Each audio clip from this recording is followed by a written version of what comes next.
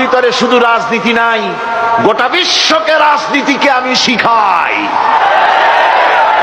অর্থনীতি শিখাই, পৃথিবী চলবে কিভাবে তা আমি দেখাই। এই জন্য এই কোরআনের আসল মুফাসসির তো আমি নই, কোরআনের আসল মুফাসসির তো মাওলানা সিফাতুল্লাহ সাহেব নন, এর মুফাসসির তো মাওলানা আবুল কালাম আজাদ সাহেব নন, এর আসল মুফাসসির তো মাওলানা কামাল উদ্দিন জাফরি সাহেব নন। এর আসল মুফাসসির কে?